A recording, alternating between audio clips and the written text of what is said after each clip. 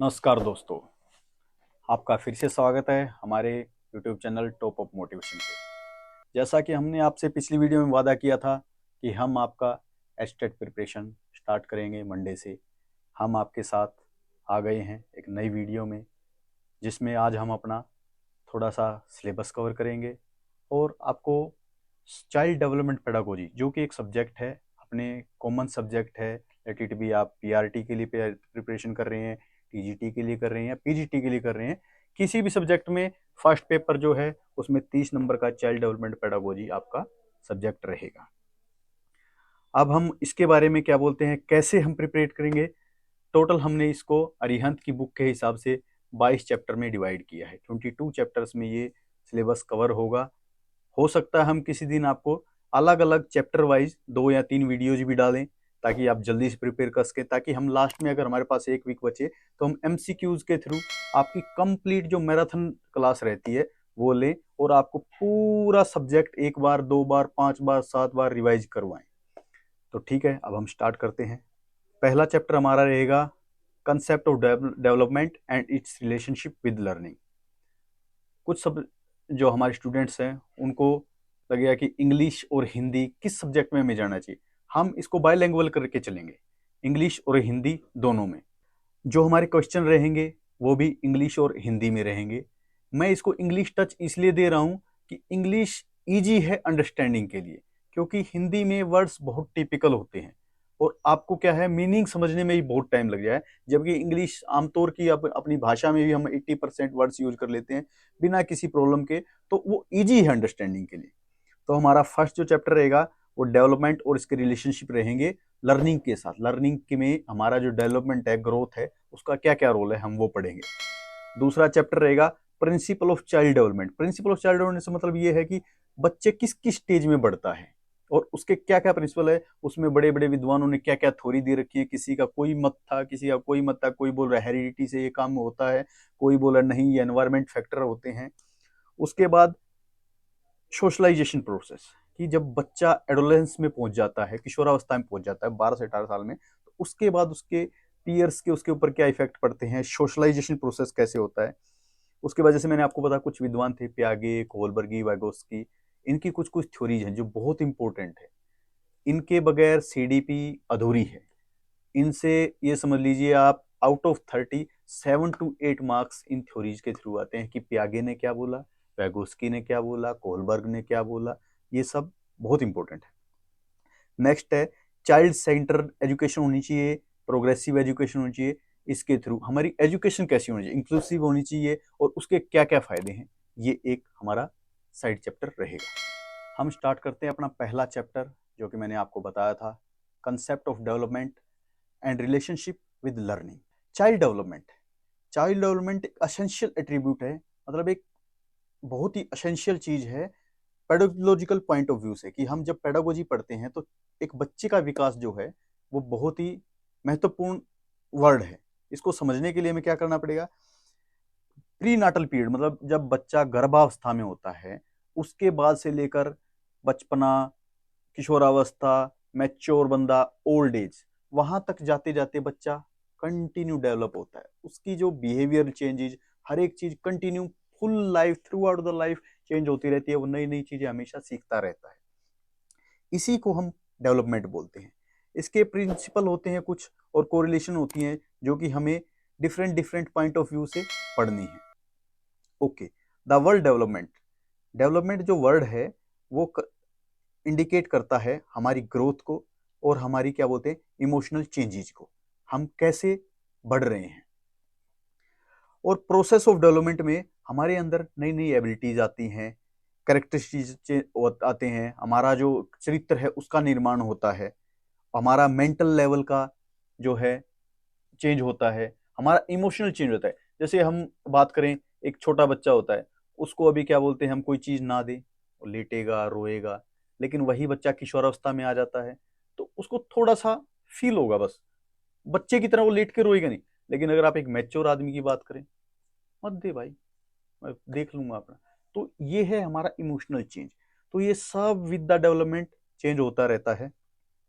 उसके बाद एक अपने विद्वान थे कैलफोर्ड एंड सारी, उन्होंने बोला development refers to the complex set of process, मतलब डेवलपमेंट एक ऐसी जटिल क्रियाओं का मिश्रण है जो कि एक आदमी को मैच्योर बनने के लिए एक ओवम से, मतलब जो एक गर्भावस्था से लेकर मैच्योर मैन बनने तक की जो प्रोसेस है, उसमें जितनी भी जटिल क्रियाएं आती हैं उनका एक मिश्रण है।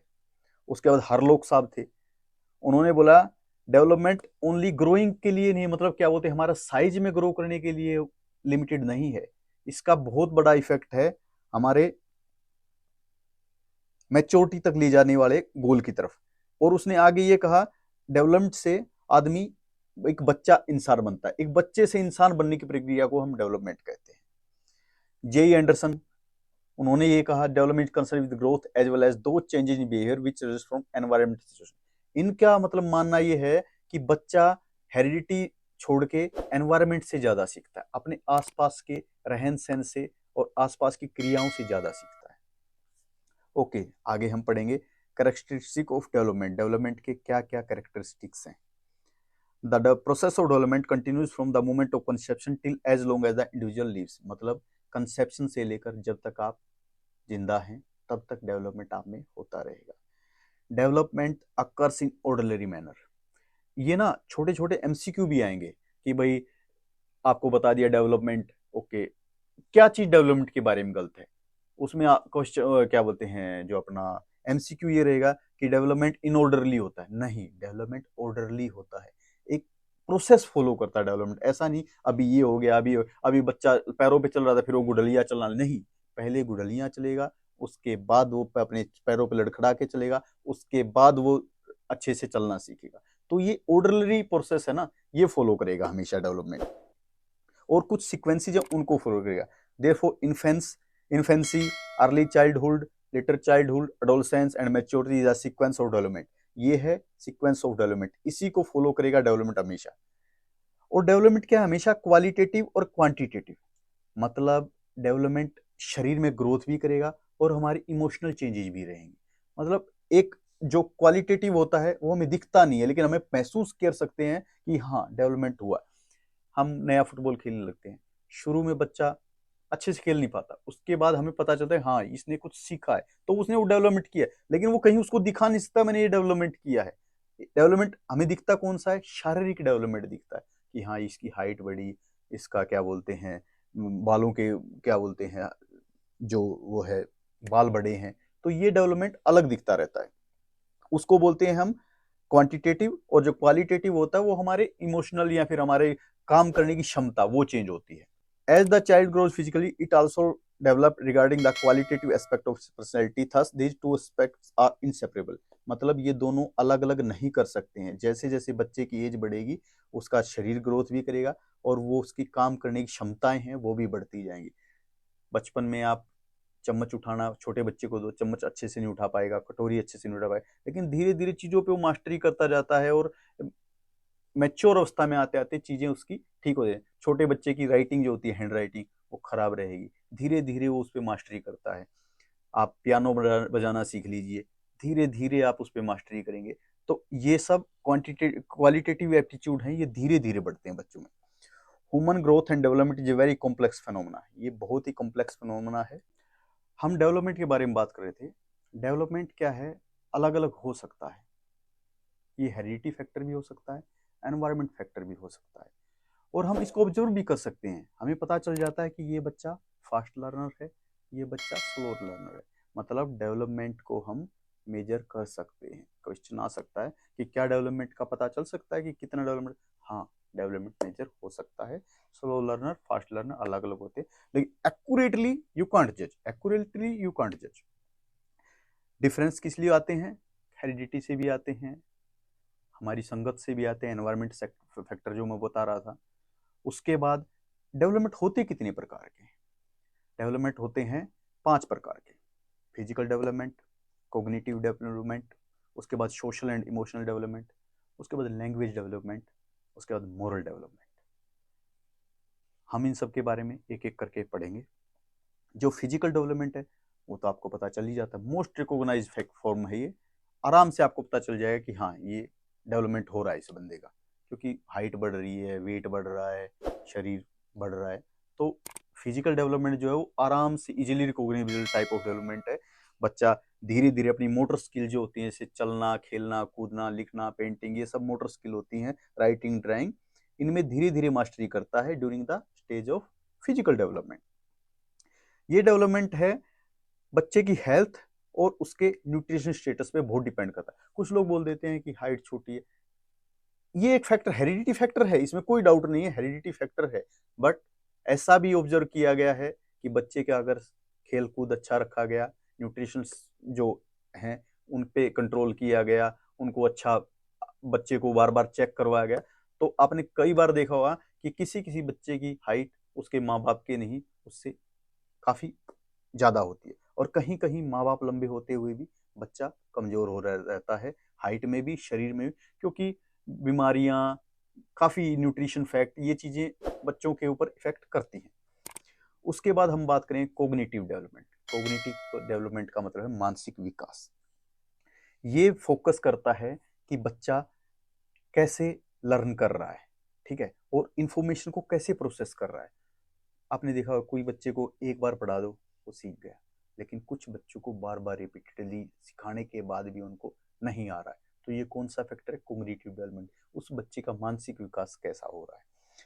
जैसे जैसे बच्चा एज में के साथ ग्रो बढ़ता जाता है, वो संगत के साथ साथ इमोशंस, किसी का क्या बोलते हैं, हंसना, टचिंग, ये सब देख के सीखता है। क्यों? क्योंकि उसका मानसिक विकास हो रहा है। कुछ बच्चे ज्यादा सीखते हैं, कुछ बच्चे कम सीखते हैं, और उनमें मेमोरी रिट्रीव करने की पावर भी बढ़ती जाती है ड्यू टू कोग्निटिव डेवलपमेंट। उसके बाद आता है सोशल एंड इमोशनल डेवलपमेंट। जैसा कि नाम ही इंडिकेट कर रहा है, ये क्या है, बच्चे के अंदर इन्फेंसी से ही चीजें उसका माहौल के हिसाब से फैक्टर रहती हैं। किसी बच्चे का इमोशनल लेवल काफी हाई रहता है, वो बहुत कम परिस्थितियों में रोता है, और कुछ बच्चे छोटी छोटी बातों पर क्राई करना स्टार्ट कर देते हैं। ये सब डिपेंड करता है उसके सोशल और इमोशनल एनवायरनमेंट पे, कैसे इन्वायरमेंट में रह रहा है। Emotions are the stimulated or moved state of mind and are the excitement or disturbance in feeling of individual in response to a stimulus. Emotional development is the ability to control and manage one's emotion. मतलब इसका मतलब क्या है कि जो social and emotional development है वो एक बंदे की क्रियाएं हैं, जब उसके ऊपर कोई परिस्थिति आती है तो वो कैसे बिहेव कर रहा है, ये है सोशल एंड अपना इमोशनल डेवलपमेंट। अब आगे लैंग्वेज डेवलपमेंट पे। Language is interaction with each other. आप सबको पता है, एक दूसरे से बात करने की प्रक्रिया या हमारा जो मीडियम है उसको हम लैंग्वेज बोलते हैं। Let it be sign language, let it be written language, let it be spoken language. किसको कौन सी लैंग्वेज में समझ आ रहा है। और धीरे धीरे आपने देखा होगा कि बच्चे अपने मातृभाषा से अच्छा क्यों सीखते हैं, जबकि हम लिख के दे दें उससे नहीं सीखें, क्योंकि वो माहौल, वो इन्फेंसी से उन्होंने वो मातृभाषा देखी है, अपने घर में वो चीजें उन्होंने सुनी है, वो देखी है, तो इसलिए वो उस भाषा में फास्ट लर्नर हैं। Moral development. Moral development depend करता है एथिक्स के, मतलब एक बच्चे का मानसिक और जो बोलते हैं ना नैतिक विकास। मोरल डेवलपमेंट इज नैतिक विकास। नैतिक विकास कितना हुआ है आप सब इस वर्ड से ही समझ जाएंगे कि ये तो पूरा सोशल डिपेंड है कि भी बंदा कैसे माहौल में रह रहा है। जरूरी नहीं है कि चोर के घर चोर पैदा हो, लेकिन एटलीस्ट कोई ना कोई जरूर उसके पास रहेगा जो उसको बताएगा कि ये गलत है तेरे घर में। अगर नहीं बताने वाला है और उसको कंटिन्यू यही फीड किया जा रहा है कि जो ये कर रहे हैं वो बिल्कुल ठीक है भाई, शाम के खाने के लिए कर, वो वही जो करेगा। तो मोरल डेवलपमेंट जो है वो बहुत बड़ा फैक्टर है किसी के विकास को डिफाइन करने के लिए। और सोशल इफेक्ट इसका है ही, अपने एनवायरनमेंट फैक्टर इसको वो क्या बोलते हैं, मैनेज करते हैं। Infant baby stage, child development की मैंने आपको जो स्टेज बताया, उसमें जो इन्फेंट बेबी स्टेज है उसमें जैसे मैंने आपको 5 फैक्टर बताए थे डेवलपमेंट के, उनमें सिर्फ जो ग्रोथ फैक्टर है फिजिकल डेवलपमेंट, बच्चे में मैक्सिमम वही ज़्यादा दिखता है, क्योंकि मोरल डेवलपमेंट, लैंग्वेज डेवलपमेंट, ये सोशल डेवलपमेंट, ये सब उस टाइम तक बच्चा नहीं सीख पाता है, बचपन की 0 से 2 साल की अवस्था में। लेकिन हाँ, इस दौरान वो अपने माँ बाप और अपने पीयर्स जो उसके साथ हैं उनके साथ एक बहुत ही इनर स्ट्रॉन्ग बॉन्ड क्रिएट करता है, मतलब उसके अंदर वैल्यूज आती हैं कि हाँ ये मेरे लिए इम्पोर्टेंट है। तो ये होगी हमारी इन्फेंट बेबी स्टेज। उसके बाद जब हम टोडलर्स और प्री स्कूलर्स एज में आते हैं, जो कि 2 से 5 साल तक की है। बहुत ही इंपॉर्टेंट स्टेज है। इसमें बच्चे के अंदर लैंग्वेज डेवलपमेंट आता है, बच्चे के अंदर कोग्निटिव डेवलपमेंट का एक बहुत बड़ा हिस्सा आता है, सोशल एंड इमोशनल डेवलपमेंट भी आता है, फिजिकल डेवलपमेंट भी। आपने देखा होगा 2 से 5 साल में बच्चा बहुत ज्यादा, मोटर स्किल भी उसकी काफी इंप्रूव होती हैं। तो ये बहुत ही इंपॉर्टेंट क्या बोलते हैं स्टेज है डेवलपमेंट की। इस टाइम बच्चा क्या है, फ्री हो जाता है घूमने फिरने के लिए, क्योंकि वो चलना सीख जाता है, वो अपने वर्ल्ड पूरा डिस्कवर करना चाहता है, आसपास की चीजों को, कि यहाँ क्या है, कैसे है, क्यों है, मामा ताई के घर जाना है, चाचा के घर जाना है, पूरा दिन भागम भाग, फुल ऑफ एनर्जी। वो बच्चा फुल ऑफ एनर्जी है, पूरा दिन वो इस संसार को डिस्कवर करना चाहता है, कहाँ है क्या है। और जितना ज्यादा डिस्कवर करेगा उतना ज्यादा सीखेगा, जितना ज्यादा सीखेगा उतना ही टाइप ऑफ डेवलपमेंट उसका बढ़ता जाएगा। इस दौरान सबसे ज्यादा है लैंग्वेज डेवलपमेंट, बच्चा मातृभाषा सीखता है। उसके बाद फिजिकल डेवलपमेंट, बच्चा अपने स्कूल में जाने के लिए तैयार है, अपने साथ के जो सहपाठी होंगे उनके साथ फिजिकली compete करने के लिए वो तैयार हो रहा है इस स्टेज में। तो ये स्टेज बहुत ही इंपॉर्टेंट है। इवन दो इस स्टेज में वो नो कहना भी सीख जाता है, नो, उसके अंदर अपनापन, अपने आप को जानना सीख जाता है। और ये एक बहुत ही मेजर क्वेश्चन है, ये आ सकता है कि किस अवस्था में बच्चा नो कहना सीखता है। तो कौन सी अवस्था में सीखता है बच्चा नो कहना? टोडलर्स और प्री स्कूल एज में, 2 से 5 साल की एज में बच्चा नो कहना सीखता है। Third stage of development, school age children. ये एज है 6 से 12 साल तक चलती है। आपने देखा होगा जब बच्चा इन्फेंट था, उसके बाद वो टोडलर बना, उसमें मदर फादर का सुपरविजन बहुत ज़्यादा है। हर काम के लिए बच्चे को मदर फादर का सुपरविजन चाहिए। लेकिन ये एक ऐसी एज फैक्टर आता है कि बच्चा अपने आप से सब कुछ करना चाहता है, सुपरविजन उसको कम चाहिए। लेकिन जरूरी नहीं कि हर बच्चा ही अच्छा आचरण करे, हर बच्चा अच्छा आचरण, अच्छी संगत, अच्छा डिसिप्लिन नहीं कर सकता है। इसीलिए इस स्टेज में माँ बाप का गाइडेंस बहुत जरूरी है बच्चे के लिए। आपको अपने बच्चे का दोस्त बन के रहना है, उसको सब कुछ सिखाते रहना है, हर एक अच्छे बुरे का कॉन्सिक्वेंसेस बताना है।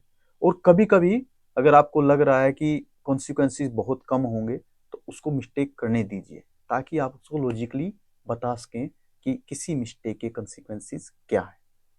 तो इस स्टेज में माँ बाप का सुपरविजन बहुत जरूरी है और बच्चा अपने आप से वर्ल्ड को एक्सप्लोर करना चाहता है।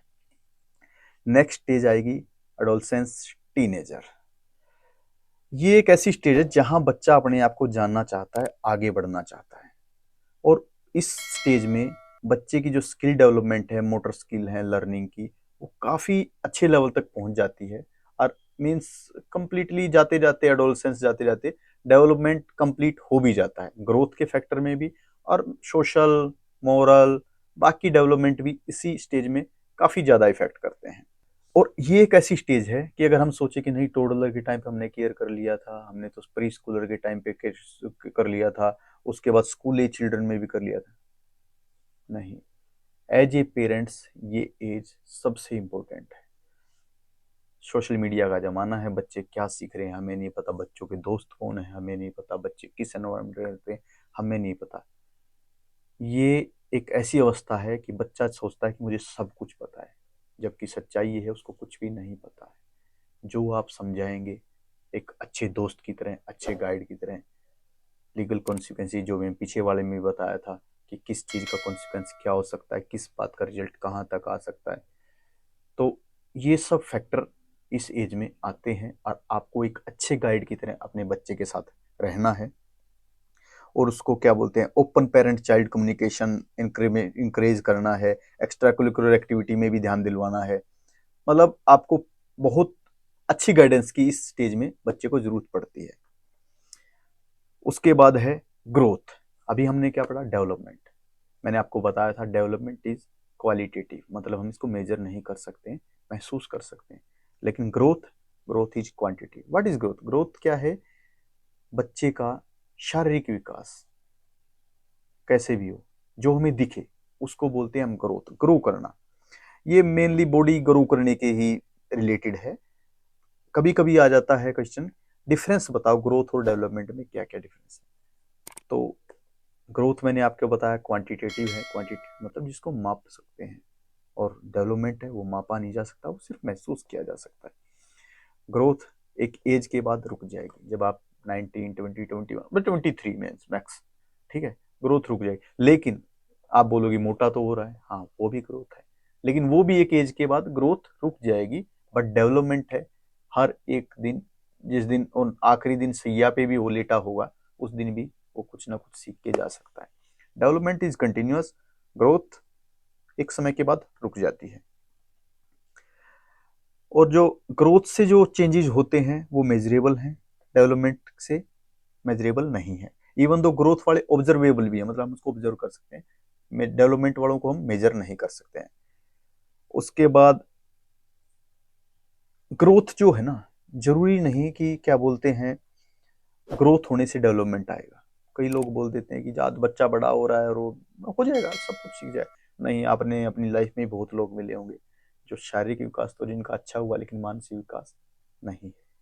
मानसिक विकास जरूरी नहीं ग्रोथ के साथ ही कोरिलेटेड हो, ग्रोथ सेपरेट है, हाँ इनसेपरेबल है ये, मतलब ग्रोथ और डेवलपमेंट दोनों साथ साथ चल सकते हैं। बट कई मैनी केसेस में ऐसा होता है कि ग्रोथ के साथ डेवलपमेंट नहीं आता है शरीर में। कुछ आदमी 6 फुट 3 इंच 5 इंच 10 से 7 इंच तक 7 फीट तक चले जाते हैं, लेकिन मानसिक विकास नहीं होता है। आपने देखा होगा, आपकी लाइफ में भी आपको मिले होंगे। उसके बाद कुछ फैक्टर्स हैं जो ग्रोथ और डेवलपमेंट को क्या बोलते हैं रिस्पॉन्सिबल है इस चीज के लिए।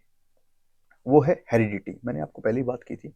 माँ बाप के जो आनुवंशिक हैं, वो क्या बोलते हैं गुण हैं, वो बच्चों में जाते हैं, और वो बहुत बड़ा फैक्टर है। बच्चे के कलर, बच्चे के स्किन, बच्चे की नाक, सब के ऊपर, बच्चों के बालों के ऊपर, हर चीज के ऊपर फर्क डालते हैं हेरिडिटी फैक्टर्स।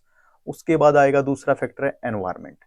एनवायरमेंट कि बच्चा कहाँ रहता है, नॉर्थ ईस्ट में रहेगा, पहाड़ों में रहेगा, हाइट छोटी रहेगी, हरियाणा में रहेगा, लंबा रहेगा, केरला में जाएगा काला हो जाएगा, तमिलनाडु में जाएगा काला हो जाएगा, हर एक तरह के अलग, राजस्थानी होगा तो लंबा रहेगा, तगड़ा नहीं रहेगा, पतला रहेगा, सब स्टेज का अलग अलग है। एनवायरमेंट इस चीज पे बहुत इफेक्ट डालता है, हम कैसे एरिया में रहते हैं। थर्ड फैक्टर है न्यूट्रिशन। न्यूट्रिशन बच्चे की ग्रोथ डेवलपमेंट पे बहुत इफेक्ट डालता है। अच्छा न्यूट्रिशन रहेगा, बच्चे की ग्रोथ, बच्चे का डेवलपमेंट अच्छा रहेगा, हर एक जगह वो बढ़ता जाएगा, खेल में, पढ़ाई में। अच्छा न्यूट्रिशन हर जगह इफेक्ट डालता है। तो कोशिश कीजिएगा कि अपने बच्चों को हमेशा एक बैलेंस डाइट दी जाए, कोशिश की जाए टाइम टू टाइम उनको चेक करवाने की, कहीं ऐसा ना हो कैल्शियम की कमी हो, कहीं और हीमोग्लोबिन की कमी है। इन सब चीज़ों को ना, हम साइंस में बहुत तरक्की कर चुके हैं, तो बहुत इंपॉर्टेंट है हम अपने आसपास की चीज़ों को समझें और देखें और उसके अनुसार फॉलो करें। नेक्स्ट है जेंडर। हम कहते हैं कि लड़कियां लड़कों से कम नहीं है, ये है वो है, सब मैं एक्सेप्ट करता हूँ, मैं इस चार चीज को एक्सेप्ट कर, लड़कियां किसी भी क्षेत्र में लड़कों से कम नहीं है। लेकिन फिर भी जब हम ग्रोथ की बात करते हैं, आपने देखा होगा हाइट में, मोटर स्किल्स में, भागने दौड़ने में, खेल कूद में, तो ये जेंडर स्पेसिफिक है। ग्रोथ और डेवलपमेंट जेंडर स्पेसिफिक है, आपको ये चीज एक्सेप्ट करनी पड़ेगी। और टीचर एज ए टीचर आपको ये चीज एक्सेप्ट करनी पड़ेगी कि लड़के और लड़की की कैपेबिलिटीज में फर्क है। उसके बाद आया अर्ली स्टिमुलेशन। ये भी एक डेवलपमेंट का हिस्सा है कि भाई अगर हम किसी चीज को अर्ली स्टार्ट कर देते हैं, किसी बच्चे को 5-6 साल का हुआ नहीं और उसको खड़े में डाल दिया, या एक पर्टिकुलर गेम के लिए डाल दिया, एक पर्टिकुलर काम करना स्टार्ट कर दिया, उसको कुछ पढ़ने में ज्यादा इंटरेस्ट दिलवा दिया, तो ये काफी प्रोसेस आगे बढ़ते बढ़ते बढ़ते वो बाकियों से, अपने पीयर्स से काफी अच्छा परफॉर्म करेगा। तो ये भी एक डेवलपमेंट का फैक्टर है, अर्ली स्टिमुलेशन। नेक्स्ट है child rearing practice. Child rearing practice का मतलब बच्चों का पालन पोषण। हम कैसे अपने बच्चों को पाल पोस रहे हैं। आज के टाइम में छोटे छोटे काम के लिए बच्चों को साथ दिया जाता है, बच्चों को कुछ सीखने का मौका दे ही नहीं रहे हम।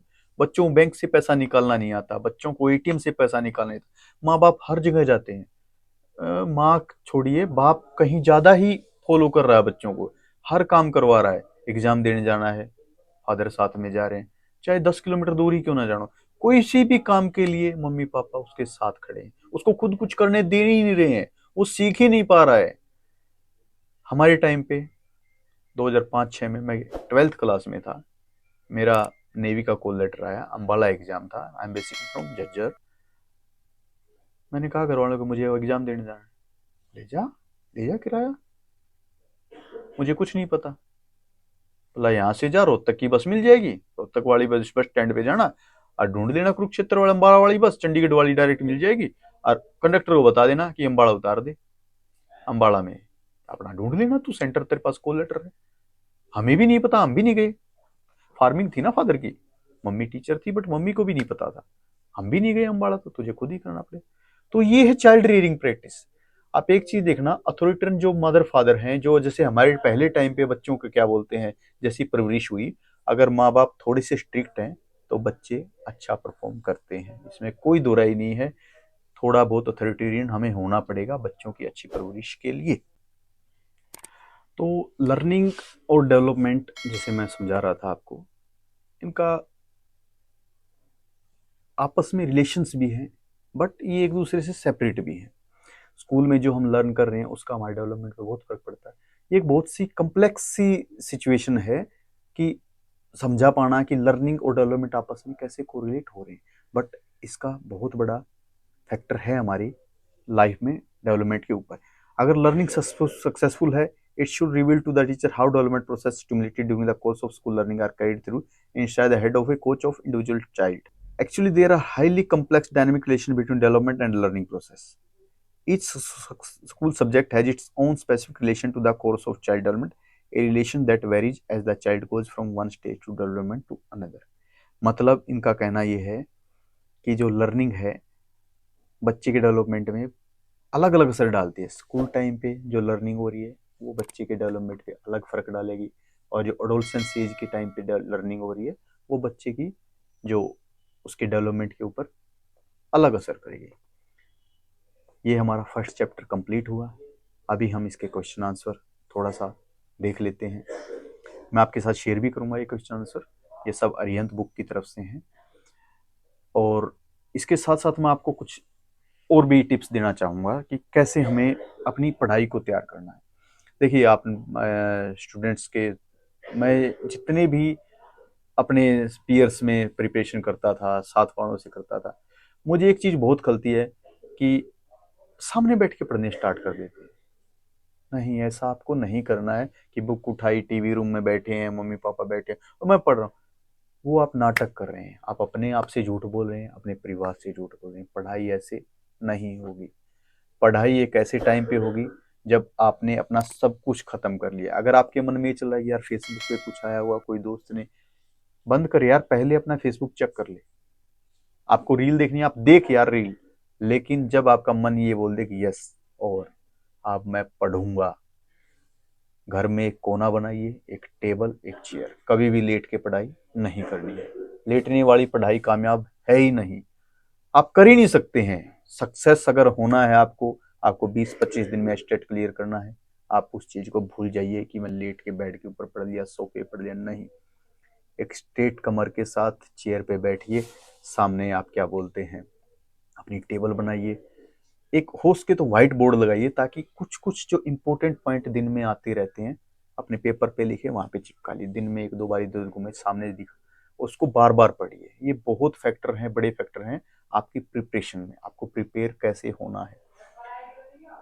पढ़ने का टाइम कोशिश कीजिए ऐसा जब आपको कोई डिस्टर्ब ना करे, या फिर अपनी फैमिलीज को बता दीजिए अगर मैंने रूम बंद कर लिया है, अपना कमरा बंद कर लिया है या मैं पढ़ने बैठ गया तो प्लीज डिस्टर्ब ना करें, रोटी खा लो, चाय पी लो, मेरा काम है, मुझे भूख लगेगी, मुझे प्यास लगेगी, मैं उठ के पी लूंगा, मुझे कॉफी पीनी, मैं बना लूंगा, मुझे मत डिस्टर्ब करो। सभी एस्टेट की तैयारी कर रहे हैं, ऐसा तो है नहीं कोई 15-16 साल का है, 22-23-30 साल तक, 35 साल तक के भी एस्पिरेंट होंगे। सबको अपना मतलब मैच्योर हो गए हैं हम, हमें पता है हमें क्या करना है। अपने सीने में आग भरनी पड़ेगी, मुझे करना ही है, करना ही है। तो दोस्त कुछ बेसिक रूल्स हैं वो फॉलो करने पड़ेंगे। दिखावे से ज्यादा लास्ट में अपने आप से पूछो, क्या सच में मैं पढ़ा, क्या सच में पढ़ा था? नहीं जवाब आया, कोई बात नहीं, कल जरूर पढ़ूंगा, आज छोड़ दिया। आज अपने आप को माफ कर दो, कल से मुझे पढ़ना है। नेक्स्ट चीज, आज ही जाके टेक्स्ट बुक एक एप्लीकेशन है जिसके ऊपर आपको सेट ऑफ मॉक टेस्ट मिल जाते हैं। आप किसी भी एग्जाम की प्रिपरेशन कीजिए, मैं अपनी आपको बता रहा हूँ कि किसी भी एग्जाम की, सीजीएल, बैंक, एचटेट, किसी भी एग्जाम की प्रिपरेशन कर रहे हो, मॉक टेस्ट आप हमेशा टेक्स्ट बुक से लीजिए। रीजन, वो बहुत ऑथेंटिक है, बहुत रियल हैं। आप जो स्कोर यहाँ कर रहे हो वही स्कोर ±5 to 10% आपका मेन एग्जाम में आने वाला है।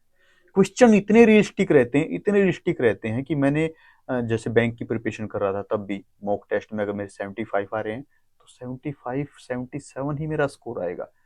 मेंस में भी सेम रहा, हर एक चीज में बहुत ऑथेंटिक है। लोग ओली बोर्ड, अड्डा, 2 मैं किसी भी उस प्लेटफॉर्म के नाम में ये नहीं करना चाहता वो गलत है, लेकिन वहाँ हार्डनेस ज्यादा दिखाई जाती है और बच्चे का मोरल कम हो जाता है उससे। टेक्स्ट बुक मुझे बहुत ही ऑथेंटिक लगा, आप लोग ले सकते हैं। पहले अपना क्या बोलते हैं स्टडीज कंप्लीट कर लीजिए एक बार सिलेबस, उसके बाद रोज के 2 से 3 मॉक टेस्ट देने हैं। मॉक टेस्ट देखिए, ये नहीं कि मेरे को 45 नंबर आए, 90 नंबर, 130 भी आए, लेट इट बी 130, आपने 130 छोड़ दिया नहीं।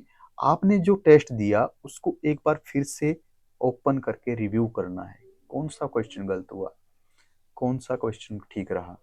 Math, specifically for math, English, इनके लिए कि यार मेरा कंपाउंड इंटरेस्ट के सवाल गलत हो, ओके गलत हुआ है ना, 2 नंबर का है मेरे, अब मैं कंपाउंड इंटरेस्ट की वीडियो देखूंगा ताकि मैं नेक्स्ट टाइम मेरा सिलेबस कंप्लीट रहे। बोट एंड सिस्टर्न का हुआ, मैं वो वीडियो देखूंगा, मैं कंप्लीट करूंगा। ये धीरे धीरे छोटी छोटी चीजें हैं कि बच्चे को कैसे तैयारी करनी है, वही उसको क्या बोलते हैं सक्सेस की तरफ लेके जाती हैं। और कुछ जो चीजें ये सब फॉलो नहीं कर पाते हैं, आपने देखा हो 5-5, 7-7 साल हो गए पढ़ते हुए, रिजल्ट ही नहीं आ रहा। क्यों नहीं आ रहा यार, रिजल्ट आएगा अगर आप अच्छे से ढंग से प्रिपेयर करो, रिजल्ट आना ही है। सीने में आग भर लो, अकेले बैठ के पढ़ना सीख लो, एक साइड की चेयर पे सब अपना एक कोना लेके ढूंढ के बैठ जाओ, और जब तक मन ना भरे तब तक उस चेयर से उठो मत, पढ़ लो। लास्ट में अगर आपका दिल ने ये बोल दिया ना कि हाँ यार आज तू पढ़ा है, आज तूने मेहनत की है, मैं सच बता रहा हूँ, एचटेट तो 25 दिन में क्लियर है, आप बैंक 3 महीने में क्लियर कर लो। सीजीएल थोड़ा बड़ा सब्जेक्ट है, उसके सब्जेक्ट थोड़े 6 महीने में सीजीएल क्लियर हो जाएगा। अगर ये कहो कि करके दिखाओ सर, कर रखा है भाई, 6 महीने में सीजीएल भी क्लियर कर रखा है, सब कर रखा है। ठीक है, अब हम चलते हैं क्वेश्चन आंसर की तरफ। फर्स्ट क्वेश्चन हमारा, which of the following is not the aspect of child development. मैंने आपको बताया चाइल्ड डेवलपमेंट के एस्पेक्ट क्या क्या थे, फिजिकल, सोशल, कोग्निटिव, मोरल। लेकिन यहाँ तो फिजिकल है, सोशल है, कोग्निटिव है, लेकिन फोर्थ है मैच्योरिटी।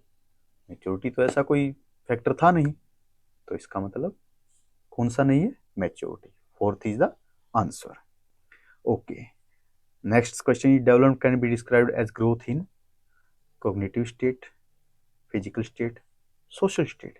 डेवलपमेंट क्या था, मैंने ग्रोथ के बारे में बात नहीं, मैं डेवलपमेंट के बारे में। डेवलपमेंट क्या था, ग्रोथ भी आएगी भाई, इमोशन भी आएंगे, सब कुछ आएगा, तो इसका मतलब all of the above. Which of the following is not correct about meaning of development? It is series of changes as a result of maturity. It is series of changes as a result of experience. It is mere progressive series of changes. Third question. Which of the following is not correct about meaning of development? Series of changes as a result of maturity. Series of changes as a result of experience. Okay, ये तो है ही। Third, mere progressive series में मतलब तीसरे में ये कहना चाह रहा है कि ऐसे ही जो चेंज होती जाती है ना आदमी के अंदर, वो डेवलपमेंट है। नो, इट्स नॉट डेवलपमेंट, ये करेक्ट नहीं है। Third is not right, third is हमारा आंसर थर्ड रहेगा। उसके बाद development sequence starts with so and so, so and so. MCQ से पता चल रहा है सबसे पहले बच्चा मतलब जो प्रोग्रेस है वो कैसे स्टार्ट होती है, सबसे पहले ओवम बनता है। ओवम मतलब जो स्त्री में अंडा जो हम कहते हैं, दैट इज ओवम। उसके बाद स्पम, ह्यूमन स्पम, क्या मैन स्पम ओवम से मीट करता है, उसके बाद वो जाइगोट बनता है। तो हमारा जो फर्स्ट आंसर है, फर्स्ट जो क्या बोलते हैं एमसीक्यू है, question number 4, development sequence starts with blank and ends with blank. Okay, जैसा कि मैं आपको बता रहा था कि सबसे पहले वुमेन के जो फर्टिलिटी साइकिल में ओवम प्रोड्यूस होता है, मतलब एग, अंडा, ovum.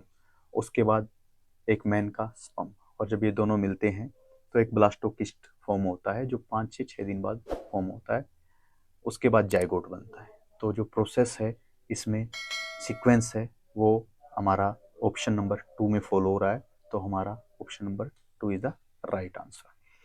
The feeling of shame and pride developments in, किस स्टेज में फीलिंग ऑफ शेम और या फिर अपने आप पे प्राइड किस स्टेज में फॉलो होता है? वो है चाइल्डहुड, 2 से 5 साल की उम्र में। आपने देखा होगा 2 साल का बच्चा अगर लेटा भी तो उसको कोई हो सुसु भी उसी में कर देता है, पोटी भी कर देता है, तो there is no shame and pride. But जब 2 से 5 साल का होता है, अगर कभी भी वो सुसु पोटी पेंट में कर भी देता है तो ही फील शेम, या फिर कुछ अचीव करता है तो ही शी फील प्राइड, उसको प्राइड भी फील होता है। तो कौन सी स्टेज में आता है? चाइल्डहुड में। The major difference about the concept of development between J. Anderson and E. Herlock is that Anderson considered it is and Herlock considered it is okay. The answer is growth and behavioral change, growth and changes relating to maturity. तो जो अपने Anderson साहब थे उन्होंने कहा था development है growth और हमारे बिहेवियर के चेंजेस, जबकि इन्होंने क्या बोलते हैं हरलोक साहब ने कहा था ग्रोथ और मैच्योरिटी के रिलेटेड जो चेंजेस है वो है हमारा डेवलपमेंट। तो जो सेकंड है वो रहेगा हमारा आंसर। उसके बाद question number 7, which of the given statement is partially correct about the characteristics of development?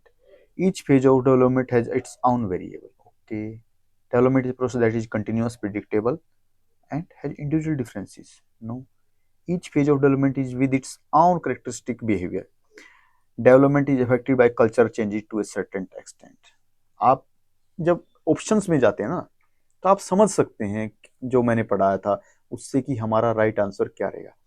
जो फोर्थ ऑप्शन है वो बोल रहा है कि डेवलपमेंट अफेक्ट करता है हमारी कल्चरल चेंजेस से। जैसे कि मैंने आपको बताया हमारा सोशल बिहेवियर, हम कैसी सोसाइटी में रहते हैं, किस कल्चर को फॉलो करते हैं, वो हमारे ऊपर असर डालता है। तो fourth is the right answer. Question number 8, consider the statement about development in human beings. आप इस स्टेटमेंट को पढ़िए कि अप टू एडोलसेंस होता है, अप टू अडल्टहुड होता है या थ्रू आउट लाइफ। आंसर आप सबको पता है, मैंने बताया था development is through out life. मैंने आपको ऑप्शन दिया था कि अगर आप सैया पे भी लेटे हुए हो, जैसे रावण जी को राम जी ने लास्ट के टाइम पे भी कुछ चीज़ें सिखाई थी और रावण जी ने भी राम को सिखाई थी, तो ये सब चीज़ें हैं। तो डेवलपमेंट कंटिन्यूस है, थ्रू आउट लाइफ रहेगा, तो आंसर रहेगा हमारा ऑप्शन 3। अब एक और क्वेश्चन है, consider the given statement. Mental development state that sensation is a gateway of knowledge. Okay. Motor development account for the strength and speed. Change in the individual behaviour due to maturation is learning. Okay, अब इसका answer रहेगा third, change in the individual behaviour due to maturation is learning. Learning मैंने क्या बताया था? Learning मैंने ये बताया था कि हमारे बिहेवियर में कैसे चेंज हो रहा है विद द हमारी क्या बोलते हैं मैच्योरिटी के साथ साथ। तो थर्ड आंसर हमारा ठीक रहेगा। हालांकि मैं ज़्यादा कवर नहीं कर पाया था इसको, धीरे धीरे हम चीज़ें पढ़ेंगे जब हम क्या बोलते हैं आगे बढ़ते जाएंगे और जो हम मैराथन क्लासेज करेंगे उसमें इन थ्योरीज के बारे में और बात करेंगे। अभी फर्स्ट क्लास है, सेटअप नया है, ज़्यादा हम भी प्रिपेयर नहीं कर पाए हैं। एक लर्नर से टीचर बनने का जो सफ़र है वो शुरू हुआ है, धीरे धीरे बढ़ेगा। हम आपके साथ हैं, आप हमारे साथ हैं, इसको कंटिन्यू करेंगे। Okay, choose the incurrent matching with the help of given course. Physical development, nervous system and endocrine gland, adolescence, love for exploration, early childhood, sensitive language development period. अभी ना क्वेश्चंस टोटल 60 हैं इस chapter में, अरिहंत की book के ही मैं आपको question करवाया था, और वीडियो कुछ ज़्यादा लंबी हो जाएगी। तो मैं ये चाहूँगा कि आप एक बार, मैं आपको पूरा जो फर्स्ट चैप्टर है उसकी पीडीएफ भी शेयर करूँगा, उसको एक बार फिर से रिवाइज कीजिए। वीडियो को एक बार नहीं, कम से कम 2 बार देखिए, आपको समझ में आएगी। क्योंकि आपने देखा होगा कि लर्निंग पढ़ने से ज़्यादा जो देख के और जो सुन के बातें होती हैं वो ज़्यादा सीखी जाती हैं। 2 बार वीडियो देखिए, 3 बार देखिए, उसके बाद मैंने आपको जो पीडीएफ शेयर किया उसको पढ़िए। फिर आपको ये जो 60 क्वेश्चन है ये कंप्लीट करने हैं। आपको कमेंट सेक्शन में बताना है कि आप कितना स्कोर कर पाए। अगर कुछ कमी रह गई पढ़ाने में, फर्स्ट सेटअप है, हम इसको अगली वीडियो में और अच्छा करेंगे। बहुत इम्प्रूवमेंट का स्कोप है अभी जो हम कर रहे हैं, और ये बढ़ता ही जाएगा सिलसिला। तो आप इन सब क्वेश्चन को अटेम्प्ट कीजिएगा, अपनी तैयारी पे ध्यान दीजिए, और जो बातें मैंने आपको बताई थी कैसे प्रिपरेशन करनी है वो आपको ध्यान देना ही पड़ेगा। एक सेपरेट अपने लिए सीटिंग एरिया, लेट के नहीं पढ़ना है, अपने आप से पूछना है कि आप पढ़े या नहीं पढ़े। देखो, मैं आपको एक लास्ट बिल्कुल 5 वर्ड के में ख़त्म करना चाहूँगा। अगर आपको लग रहा है कि आप घर वालों को उल्लू बना रहे हो कि यार ठीक है ना, मैं कोचिंग ले रही हूँ, ये पैसे दे, ये भर ही रहे हैं फॉर्म, सारी बातें, आप अपने आप को उल्लू बना रहे हैं। घर वालों को कोई फ़र्क नहीं पड़ता है। आप एक ऐसी स्टेज में हैं, आप समझ नहीं पा रहे हैं कि इस चीज़ का इफेक्ट कितना लंबा जाएगा आपके पूरे लाइफ में। जिस दिन आप सीआईपी लेटे हुए उससे और आज तक पे बहुत इफेक्ट करेगी ये बातें। आप प्लीज सब चीज़ों को सीरियस लीजिए, ज़्यादा टाइम नहीं है, जितना जल्दी उसको उतना जल्दी सक्सेस रेडी करके निकलिए। चाहे किसी भी एग्जाम के प्रिपरेशन कीजिए, एस्टेट की एक particular time period, time bound अपने आप को बांध के एक 5-6 घंटे की डेली स्टडीज करके आप इस एग्जाम को आराम से 25 दिन में आराम से क्लियर कर सकते हैं। सोशल मीडिया पे बहुत आइटम पड़ा है, बहुत पीडीएफ नोट्स पड़े हैं, धीरे धीरे हम उनको कलेक्ट करके आपके लिए वो भी लाएंगे, एमसीक्यूज भी लाएंगे, अच्छे अच्छे नोट भी लाएंगे। आपके साथ हम जुड़े हुए हैं, आप प्लीज अपनी पढ़ाई कंटिन्यू कीजिए। धन्यवाद।